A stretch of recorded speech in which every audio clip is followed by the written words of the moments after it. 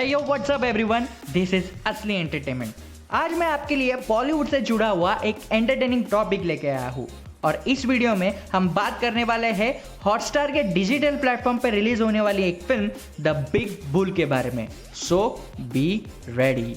इस मूवी का main part ये है कि एक बायोपिक है फेमस स्टॉक ब्रोकर और क्रिमिनल हर्षद मेहता की, जिसने साल 1980 से लेकर 1990 तक स्टॉक मार्केट में घोटाले कर करके बहुत शोहरत हासिल की थी। सो आइए जानते हैं कि कौन था हर्षद मेहता।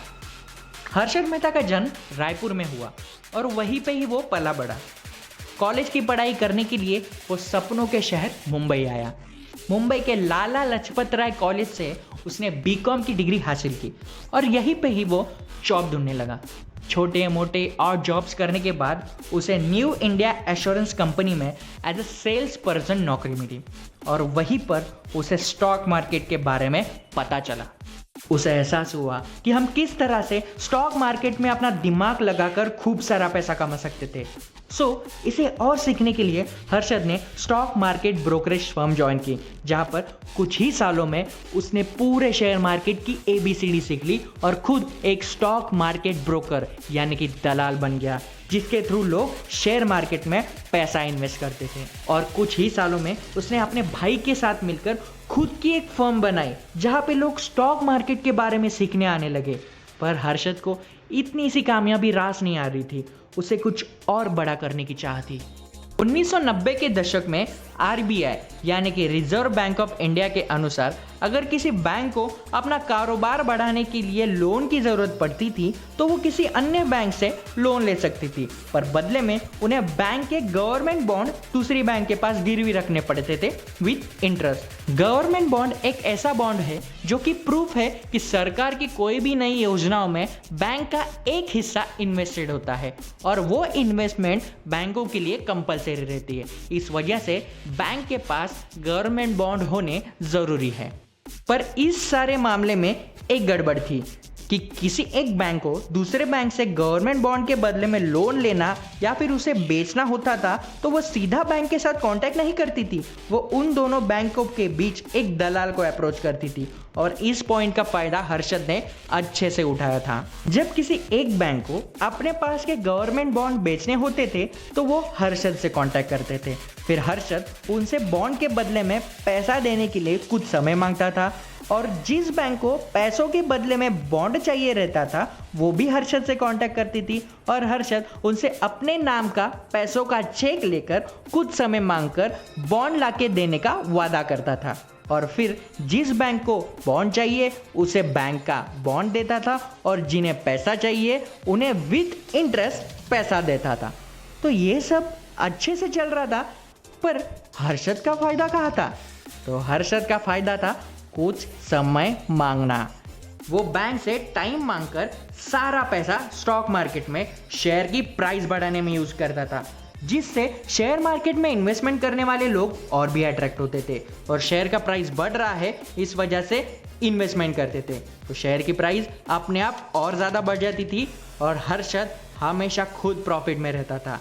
सिर्फ 2-3 बैंक नहीं, वो मार्केट में कई सारे बैंक के साथ हेरा फेरी खेल रहा था। गवर्नमेंट बॉन्ड और कैश को लेकर इसकी टोपी उसके सर चला रहा था।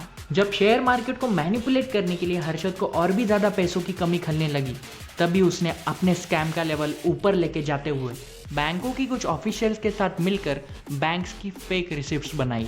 ये रिसिप्ट्स बैंक को कैश या फिर बॉन्ड के बदले में दिया जाने वाला प्रूफ था, पर हर्षद ने बनाए हुए रिसिप्ट्स की मार्केट वैल्यू 0 होने की वजह से ये सारा पैसा हर्षद के ब्लैक मनी में आ रहा था, जिसका वो अच्छे से फायदा उठा रहा था। बैंकों से लिया हुआ करोड़ों रुपया स्टॉक मार्केट में लगाकर हर्षद खुद अरबोपति बन गया था। उसने मुंबई में एक सी फेसिंग बंगलो भी लिया था, जिसमें एक स्विमिंग पूल और एक मिनी गोल्फ कोर्स भी था। उसके पास कई सारी आलीशान फॉरेन कंट्रीज की कार्स भी थी, जो कि तभी के अमीर भी अफोर्ड नहीं कर सकते थे। वो स्टॉक मार्केट का ऐसा इन्फ्लुएंसर बन चुका था कि शेयर मार्केट में लोग उसे अमिताभ बच्चन तक बुलाने लगे थे। पर गलत काम से मिली हुई ऐशो आराम की जिंदगी कितने दिन चलती है? 23 अप्रैल 1992 को टाइम्स ऑफ इंडिया की इन्वेस्टिगेटिंग जर्नलिस्ट सुचेता दलाल ने न्यूज़पेपर के आर्टिकल में हर्षद मेहता स्कैम का खुलासा किया। जिसमें उसने हर्षद मेहता के सारे कच्चे चिट्ठे बाहर निकाले। इन सारी खबरों के वजह से जिन जिन बैंक और इन्वेस्टर ने हर्षद को अपना पैसा दिया था वो उससे उनका पैसा वापस मांगने लगे। पर हर्षद का बैड लक शुरू हो गया था क्योंकि उस दरमियान शेयर मार्केट में मंदी का दौर आया था और सारे शेयर्स के प्राइस नीचे गिरने लगे थे। जितना भी पैसा उसने स्टॉक्स मार्केट में लगाया था वो सब डूब चुका था। आखिरकार पैसा रिटर्न ना करने की वजह से उस पर पुलिस स्टेशन में मामला दर्ज हुआ और इस सारे फ्रॉड की वजह से सीबीआई ने हर्षद मेहता को 9 नवंबर 1992 को अरेस्ट किया और उस पर 600 सिविल एक्शन सूट्स और 70 क्रिमिनल केसेस की धाराएं लगाई। आखिरकार एक फ्रॉडस्टर सलाखों के पीछे जा चुका था। उसे मुंबई के ठाणे जेल में रखा गया था। पर 31 दिसंबर 2001 की रात जहां पर दुनिया न्यू ईयर सेलिब्रेट कर रही थी पर वहां हर्षद मेहता मौत से लड़ रहा था।